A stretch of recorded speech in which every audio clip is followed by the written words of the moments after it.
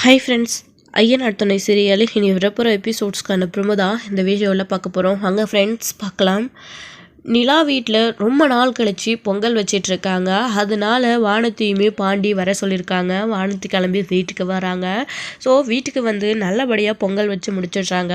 நீங்கள் எல்லோரும் எனக்கு ஸ்வீட் கொடுத்த மாதிரி நான் உங்களுக்கு ஒரு ஸ்வீட்டான விஷயம் சொல்ல போகிறேன் அப்படின்னு சொல்லிட்டு எனக்கும் பாண்டிக்கும் என் வீட்டில் கல்யாணம் பண்ணி வைக்க ஓகே சொல்லிட்டாங்க அப்படின்னு சொன்னதும் எல்லார் முகத்துலையுமே அவ்வளோ சந்தோஷம்.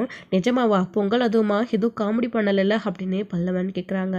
அதெல்லாம் எதுவும் இல்லை, உண்மைதான் அப்படின்னு வானத்தி சொல்லிட்டு இருக்காங்க. டேய் பல்லவா, வானதி எவ்வளோ பெரிய விஷயம் சொல்லியிருக்கு. அவங்க வீட்டில் வானதி பாண்டியை கல்யாணம் பண்ணிக்க ஒத்துக்கிட்டாங்கன்னு சொல்லிட்டு இருக்கு. இதில் போய் வானதி விளையாடுமாடா அப்படின்னு கேட்குறாங்க.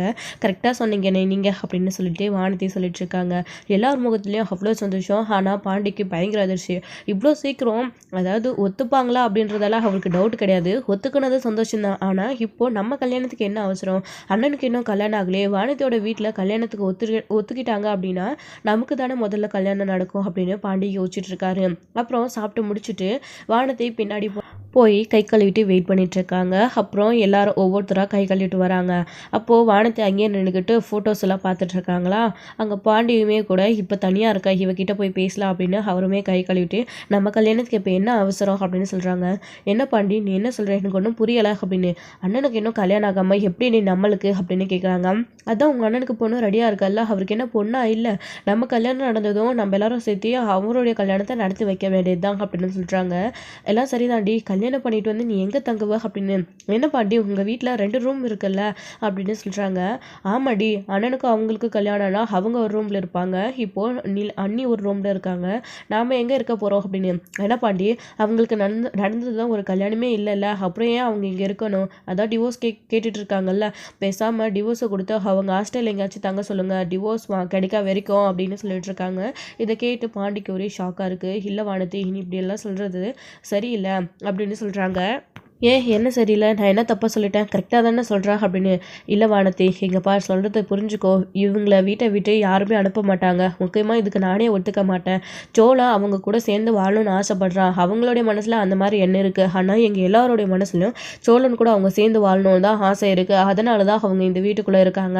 அது மட்டும் இல்லாமல் அவங்க இந்த வீட்டுக்கு வந்ததுக்கப்புறம் தான் எங்கள் எல்லாருக்குமே சந்தோஷம் தான். என்ன தெரியும், இதோ இன்னைக்கு பொங்கல் வச்சுருக்கோம், இது எல்லாமே அவங்களால தான். கண்டிப்பாக அவங்கள வீட்டை விட்டு அனுப்ப முடியாது அப்படின்னு சொல்கிறாங்க. என்ன பாட்டி, அப்போது நமக்கு கல்யாணம் நடக்க போது நாம் தங்கறதுக்கு ரூம் இல்லை, அதை பற்றியெல்லாம் உனக்கு கவலை இல்லை, அவங்க இந்த வீட்டை விட்டு போகக்கூடாது அதானே அப்படின்னு நீ ஏன் அவங்களுக்கு சப்போர்ட் பண்ணிட்டு இருக்க? எப்போ பார்த்தாலே அவங்கள பற்றி தான் பேசிகிட்டு இருக்க. இங்கே பார் பாண்டி, நம்மளுடைய சந்தோஷத்தை பார் முதல்ல அப்படின்னு சொல்லிட்டு வானத்தி சொல்லிட்டு இருக்காங்க. இங்கே பார் வானத்தி, நீ சொல்கிறதெல்லாம் சரிதான், நம்மளோட சந்தோஷத்தை பற்றி நான் யோசிக்காமலாம் இல்லை.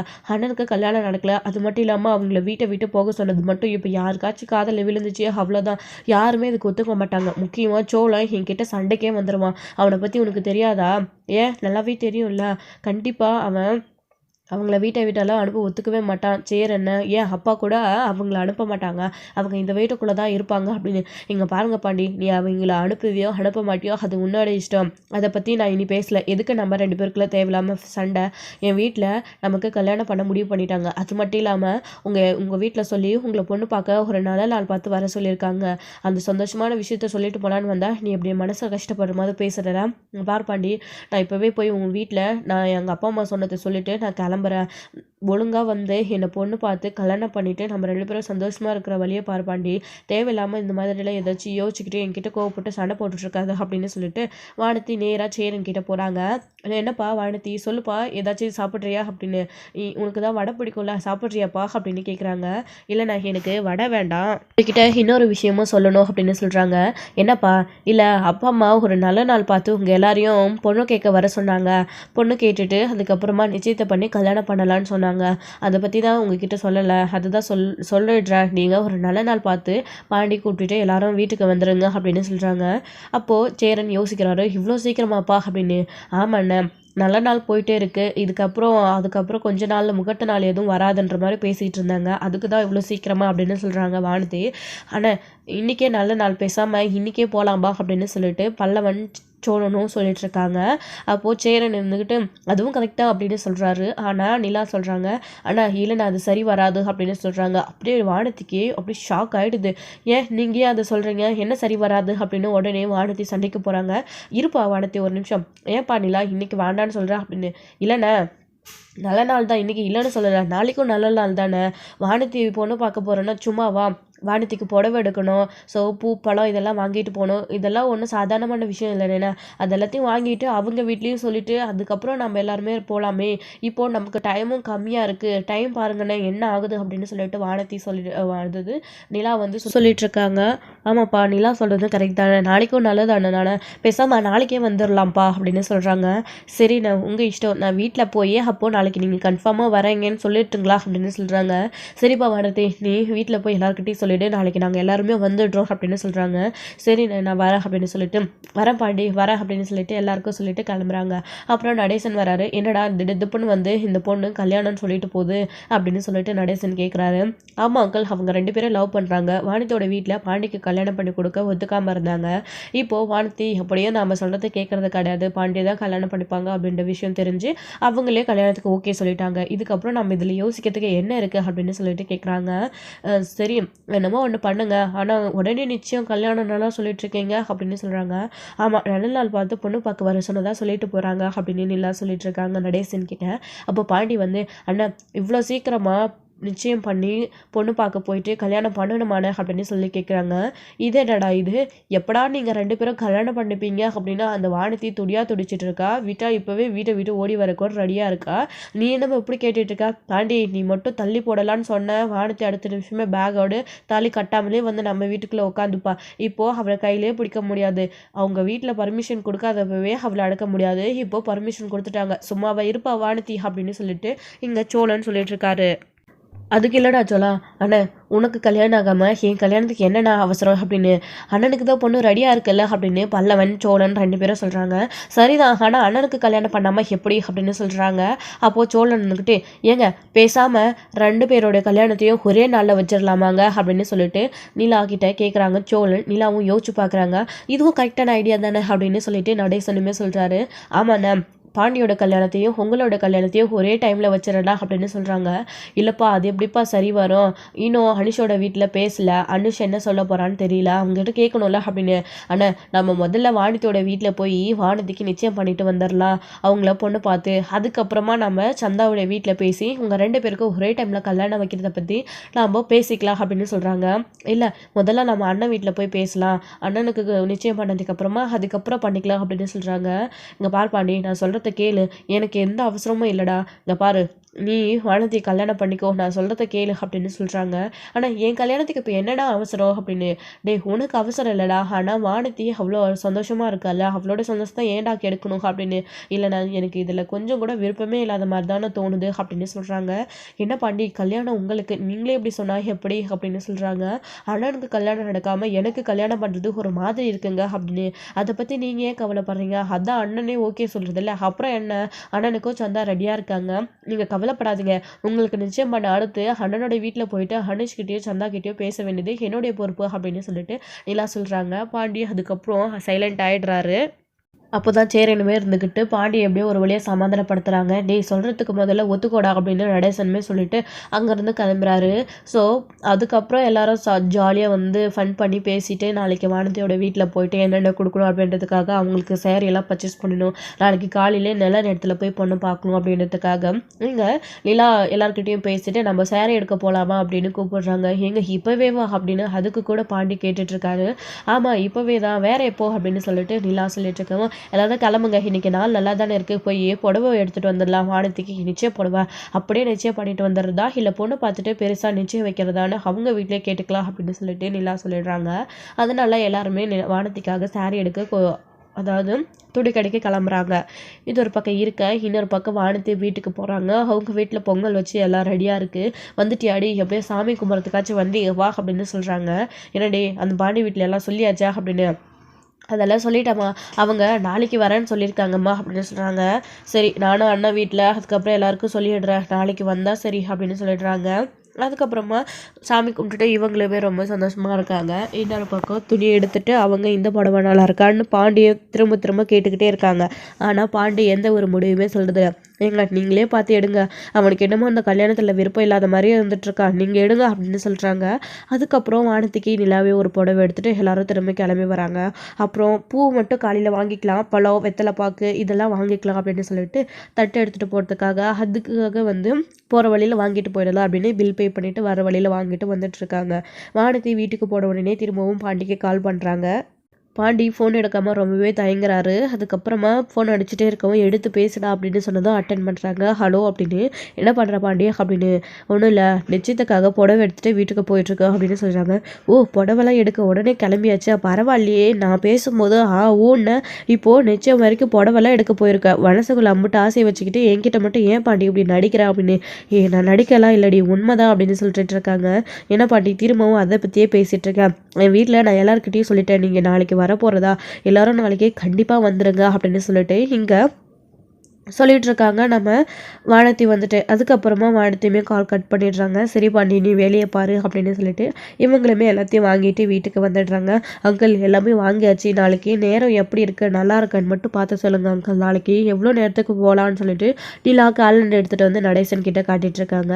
நடேசனுமே எல்லாத்தையும் பார்த்துட்டு நாளைக்கு சீக்கிரமாக போகணுமா, நாளைக்கு 8:00 8:30 வரைக்கும் தான் அம்மா முகூர்த்தம், நல்லா இருக்குது நேரம் அப்படின்னு சொல்கிறாங்க.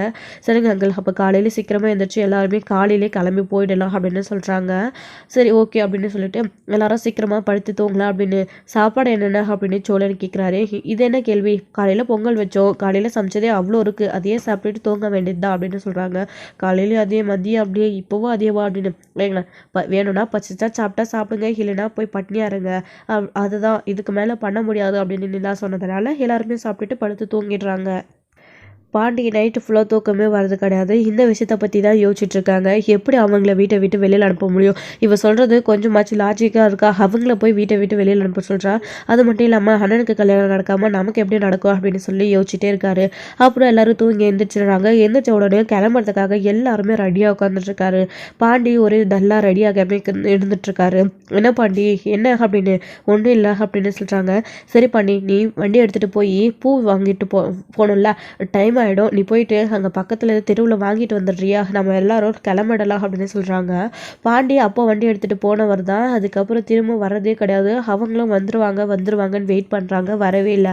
அங்கே வானதியோட வீட்டில் எந்திரிச்ச உடனே அவங்களுமே பொண்ணு பார்க்க வருவாங்க அப்படின்னு ஃப்ரெஷ்ஷாக ரெடியாகி நின்றுட்டுருக்காங்க. அவங்க வீட்டில் எல்லாருமே வெயிட் பண்ணிகிட்ருக்காங்க.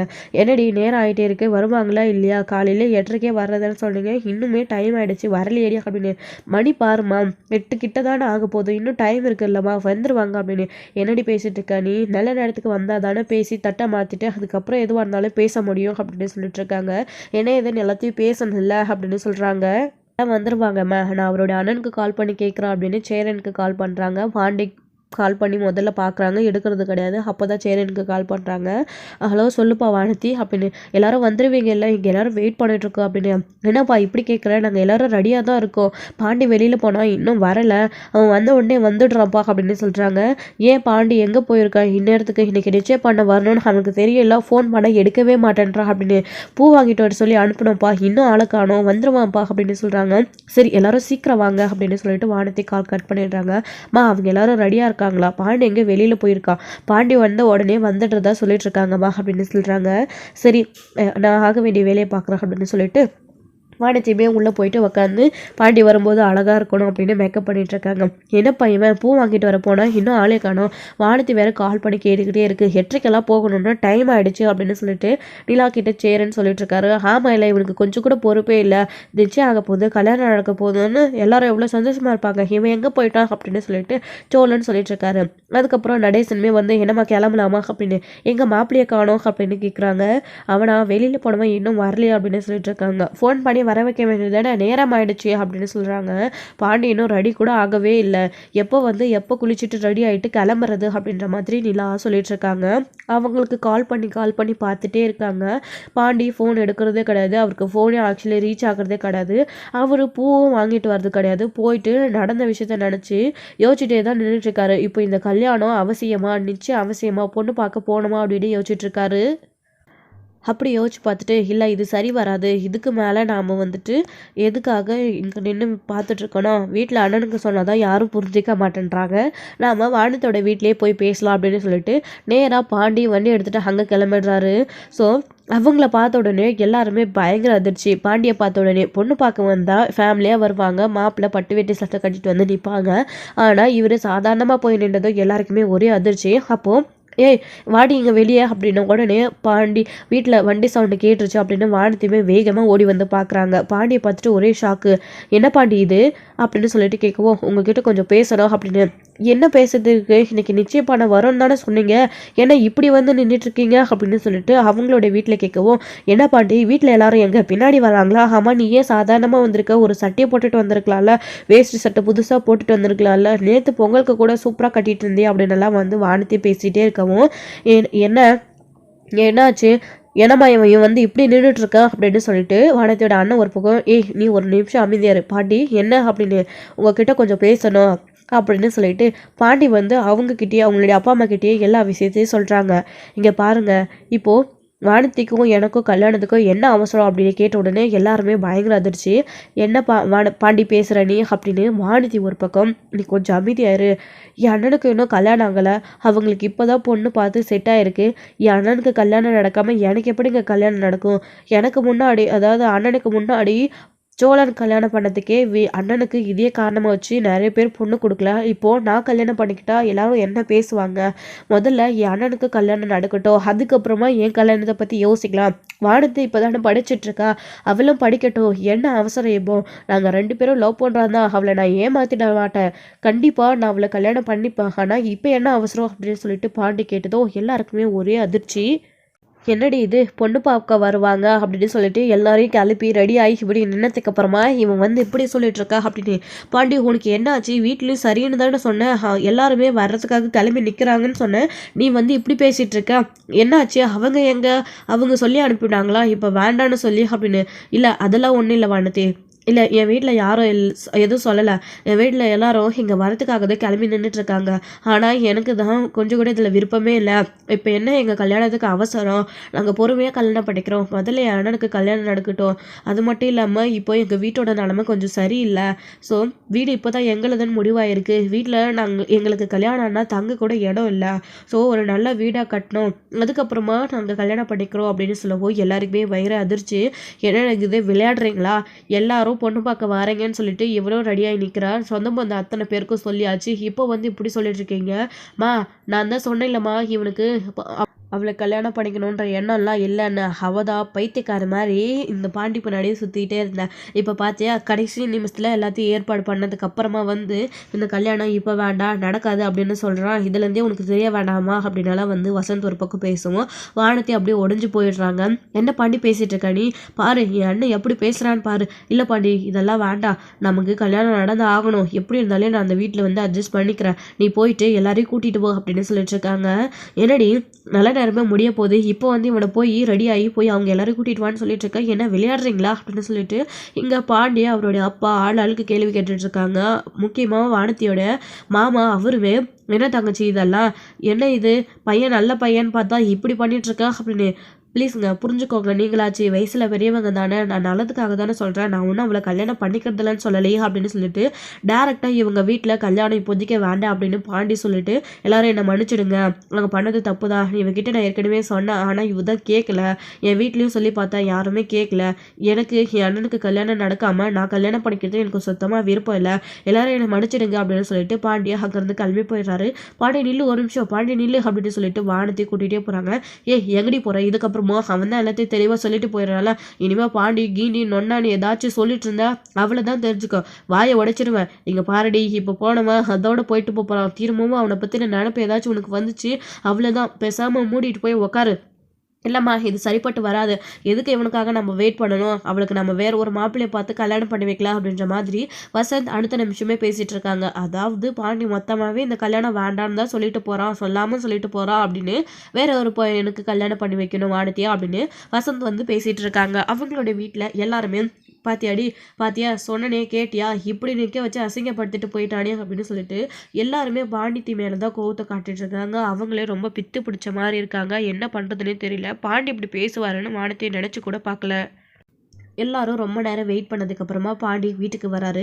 டே பாண்டி எங்கடா போயிட்டு வந்த அப்படின்னு கேட்குறாங்க. ஆனால் அது வந்து பூ எங்கடா அப்படின்னு கேட்கவும் திருன்னு முடிக்கிறாரு பாண்டி. என்னங்க டைம் பாருங்கள், இப்போவே 8:30 ஆகிப்போச்சு. இதுக்கப்புறம் நம்ம அங்கே வீட்டுக்கு போய் வானத்தி நிறைய டைம் கால் பண்ணிட்டாங்க அப்படின்னு சொல்லிட்டு இருக்காங்க. நிலா வந்து பாண்டிக்கிட்ட இல்லைங்க நாம் அங்கே போக வேண்டாம் அப்படின்னு சொன்னதும் எல்லாருக்குமே இங்கே அதிர்ச்சி. என்னடா எல்லாரும் ரெடியாகி கிளம்பி நிற்கிறோம், இப்போ போக வேண்டாம்னு சொல்கிறேன், அவங்களுமே அங்கே வெயிட் பண்ணிட்டு இருக்காங்கல்ல அப்படின்னு சொல்லிட்டு இங்கே நடேசன் சொல்லவும் இல்லைப்பா வேண்டாம் அப்படின்னு சொல்கிறாங்க. நான் அவங்க வீட்டுக்கு போய் நிச்சயம் இப்போ வேண்டாம், கல்யாணமும் இப்போ வேண்டாம் நான் சொல்லிட்டு வந்துட்டேன் அப்படின்னு சொன்னதுமே எல்லாருக்குமே ஒரே அதிர்ச்சியும். ஏன் அப்படி பண்ணீங்க, ஏன்னு சொல்லிட்டு எல்லாருமே கேட்குறாங்க. அப்போ தான் சேரன் கேட்கும்போது இல்லைண்ணா உனக்கு கல்யாணம் நடக்காமல் எனக்கு கல்யாணம் பண்ணிக்க விருப்பம் இல்லைண்ணே, அதனால் நான் இப்போதைக்கு கல்யாணம் வேண்டாம் தள்ளி வச்சுக்கலாம் அப்படின்னு வானத்தோட வீட்டில் போய் சொல்லிட்டு வந்துட்டேண்ணே அப்படின்னு சொன்னதும் சேரனுக்கு ஒரே கோவம். ஏன்டா அப்படி பண்ண, நல்ல நேரம் கூடி வரும்போது இப்படி பண்ணிட்டு வந்து நிற்கிறியடா, வானத்தி வீட்டில் எல்லாரும் என்ன நினைப்பாங்க, அந்த பிள்ளை எவ்வளோ ஆசையாக இருந்திருக்கும், என்னம்மா இவன் இப்படி பண்ணிட்டு வந்து நின்றுட்டு இருக்கான் அப்படின்னு நிலாக்கிட்டே சொல்லி சேரன் பாண்டிய பயங்கர கோவத்தோட திட்டிட்டு இருக்காங்க.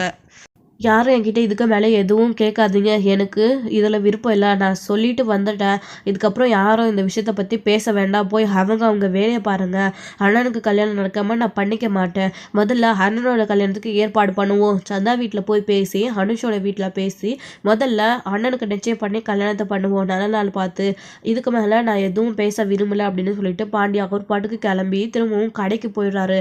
டே பாண்டி நில்லுடா அப்படின்னு சேரன் கூட்டிகிட்டே இருக்காரு. அவர் பாட்டுக்கு கிளம்பி போயிடுறாரு. என்னப்பா இவன் அப்படின்னு சொல்லிட்டு எல்லாருமே ஷாக் ஆகி அதிர்ச்சியில் நின்றுட்டு இருக்காங்க. ஸோ இதோட இந்த எபிசோடு வந்து முடிச்சிருக்காங்க.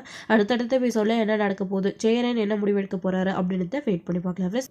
தேங்க்யூ. இந்த வீடியோ உங்களுக்கு பிடிச்சிருந்தா ஒரு லைக் பண்ணுங்கள், ஷேர் பண்ணுங்கள், கமெண்ட் பண்ணுங்கள், மறக்காமல் பெல் ஐக்கானை கிளிக் பண்ணி வச்சுக்கோங்க.